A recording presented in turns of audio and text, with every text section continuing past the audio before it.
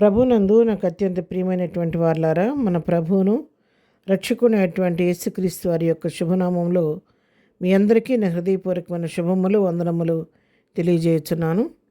ఉదయకాల సమయంలో దేవుని వాక్యాన్ని ధ్యానం చేసుకుందాం. ఈరోజు వాక్య ధ్యానం కొరకు మనం తీసుకున్నటువంటి లేఖన భాగము యోబు గ్రంథము 5వ అధ్యాయం 17వ వచనం చదువుకుందాం. దేవుడు గద్దించు మనుషుడు ధన్యుడు, కాబట్టి సర్వశక్తులకు దేవుని శిక్షను తృణీకరింపకము. ఆమేన్. దేవుని నామునకు మహిమ కలుగును గాక. ఇక్కడ వాక్య భాగాన్ని గమనించినట్లయితే, ఏ మనుషుని అయితే దేవుడు గద్దిస్తాడో, యెహోవా చేత గద్దించబడిన శిక్షించబడిన వ్యక్తి ధన్యుడని చెప్పి దేవుని వాక్యం సెలవిస్తుంది.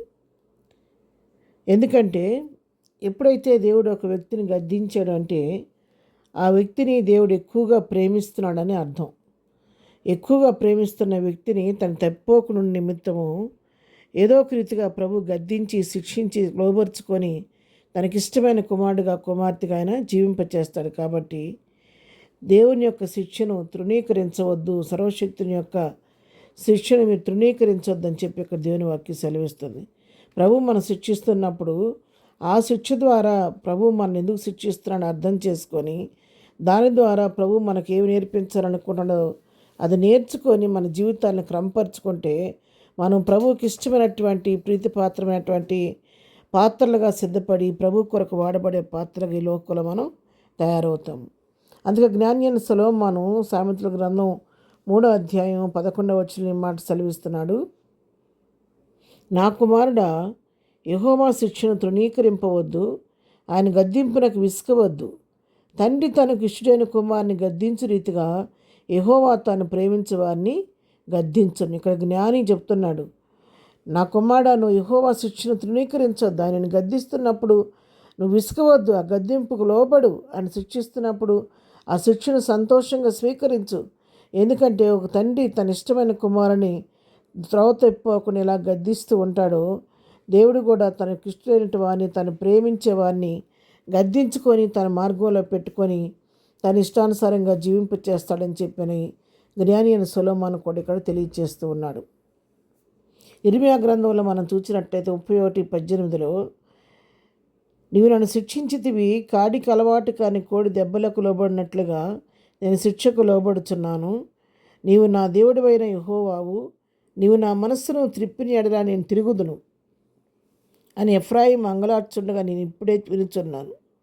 ఎఫ్రాయిము దేవునికి వ్యతిరేకంగా తిరుగుబాటు చేసిన సమయంలో ప్రభు అతన్ని కాడికి అలవాటు కానీ కోడిని ఎట్లా కొడతారో అట్లా శిక్షించి గద్దించి తన శిక్షకు లోబరుచుకున్నాడంట. ఎఫ్రాయిం చెప్తున్నాడు, నన్ను శిక్షించావు, మరి కాడికి అలవాటు కాని కోడి దెబ్బలకు లోబడినట్లుగా నేను నీకు శిక్షకు లోబడుచున్నానయ్యా. నువ్వు నా మనసును తిప్పితే నేను వైపు తిరుగుతానని చెప్పి తాను ప్రభు యొక్క శిక్షను సంతోషంగా అంగీకరించి అది నా దిద్దుబాటు కోసమేనని చెప్పి ఒప్పుకుంటూ ప్రభు చిత్తానికి విధేయుడవుతున్నాడు ఇక్కడ ఎఫ్రాయిము. కాబట్టి ప్రియులారా, మనము కూడా మన జీవితాల్లో మనకు ఎదురవుతున్నటువంటి చిన్న చిన్న శోధనలు ఏదన్నా ప్రభు గద్దించినప్పుడు దాని గురించి విసుగు చెందటం కాదు, లేకపోతే భయపడిపోవటం కాదు, కానీ ప్రభువా, ఈ గద్దింపు ద్వారా నాకు ఏం నేర్పించాలనుకుంటున్నావని దేవుని యొక్క వాక్య వెలుగులో మనల్ని మనం సరిచేసుకొని మరి ఆ వాక్యం బట్టి మన జీవితాలు సరిచేసుకొని ప్రభు చిత్తానికి విధేయులం కావాలి. ప్రకటన గ్రంథం 3వ అధ్యాయం 19వ వచనంలో కూడా చదువుకుందాం. నేను ప్రేమించే వారిని అందరినీ గద్దించి శిక్షించున్నాను గనుక నీవు ఆసక్తి కలిగి మారు మనసు పొందుము. చూసావా, నేను ప్రేమించే వారిని అందరినీ నేను గద్దించి శిక్షించి లోబరుచుకుంటున్నాను, కాబట్టి నువ్వు ఆసక్తి కలిగి మారు మనసు పొందమని చెప్పని లవోదికీయ సంఘంతో మరి పద్మాసులను యోహాను రాస్తున్నాడు. కాబట్టి ప్రభు శిక్షించేవారు ధన్యుడు. కాబట్టి మనము కూడా ప్రభు చిత్తానికి లోబడి ఆయన శిక్షిస్తున్నప్పుడు ఆ శిక్ష ద్వారా నేర్చుకోవాల్సిన ఆత్మీయమైన పాఠాలు నేర్చుకొని ప్రభు చిత్త ప్రకారం ముందుకు సాగిపోదాం.